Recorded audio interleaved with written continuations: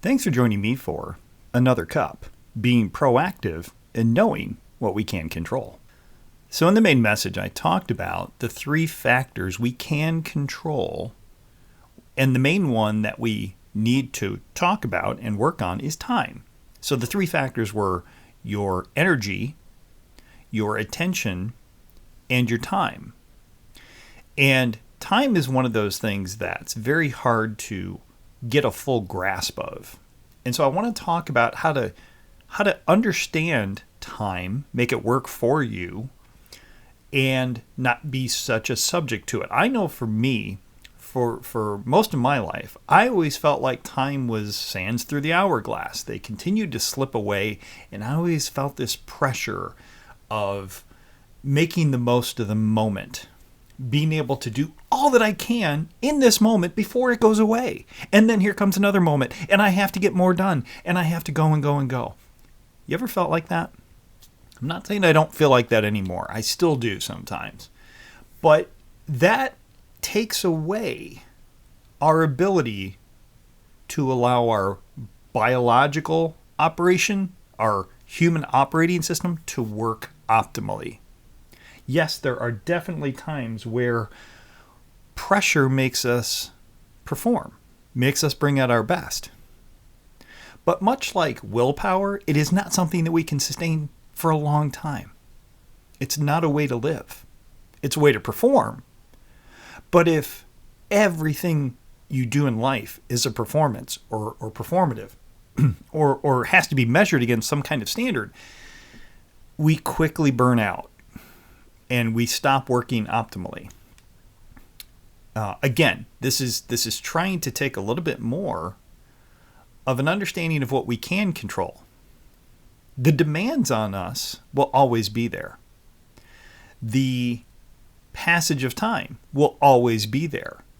So what do we do, and how do we control what we have with those things? We sometimes will call those things gravity, because we can't do anything about gravity. There's no use in complaining about it. But how do we work at our best? Knowing and understanding how gravity works. Same thing with time. Time passes. For example, you may say that a certain goal is too big for you. Now, I said in the main message, and I want to delve more into this here, we sometimes set goals about outcomes, when in reality, those outcomes may not only depend on us. So we're setting a goal on something we can't completely control. And then when we don't accomplish it, we think it's us. And it may have absolutely nothing to do with you. But it takes away from our belief in ourselves to produce a result, as I said in the main message. So if we back that off and stop saying, I want this, this, and this as an outcome, what are the inputs that are my goal? Then suddenly we're starting to talk about things we can control, and then we can choose based on those goals that we want to accomplish, the inputs we want to provide. We then break it down into, how do I apply my energy, my attention, and my time to accomplish those inputs? I know that sounds strange because we are so driven to perform. But the truth is, to perform at your best, you can only do what you can control. And those are your inputs, which are attention, energy, and time. So let's talk a little bit more about time. Our understanding of time is context dependent, right? 1 minute on a hard workout on a treadmill or on a bike or somewhere else in the weight room can seem like an eternity. Holding a plank for a certain amount of time may seem like an endless exercise. And yet, that same amount of time with a good friend or a loved one can fly by. Hours can go by and it feels like minutes because you're in a good space.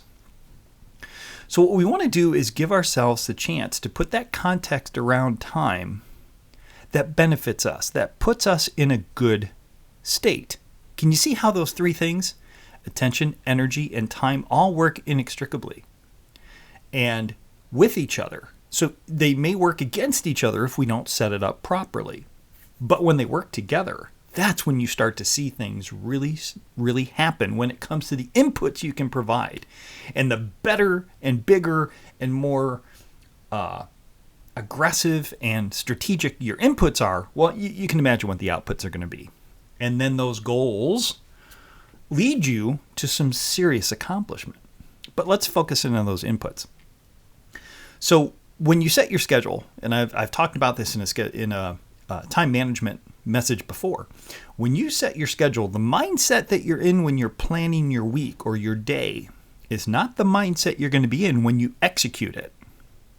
So we need to understand our own biology, our own attention, the way our minds work, and our energy, attention, and time, and build some buffers in. Build some things in so that we can control those three things. Most of the time when I feel like a day is slipping away from me, it's because those three things start to become uncontrollable. My attention is on 10 different things. My energy is low, and time continues to feel like it's slipping away because I didn't give myself enough of it. But let me put you in a different mental space here. What if your day or your week had unlimited or optimal unlimited energy? You had unlimited energy. You had laser focus and attention, and there was absolutely no pressure of time. How would you operate then? Can you feel that difference? Can you see that?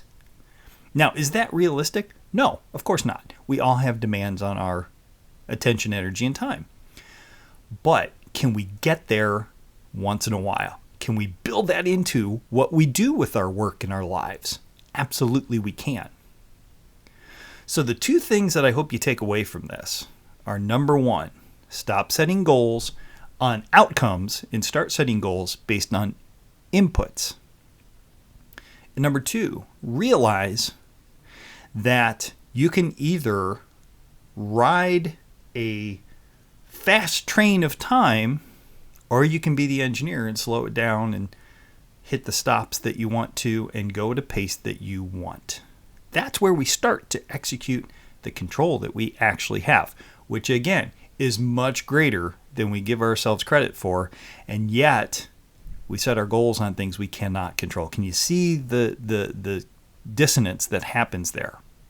So I hope this helps you to understand a little bit more about how our minds work, how the three key factors that we work with, attention, energy, and time, work, and how we can build in some control and work towards things that are obtainable, rather than placing our expectation on things that may not really be something we can accomplish, setting ourselves up for success versus failure.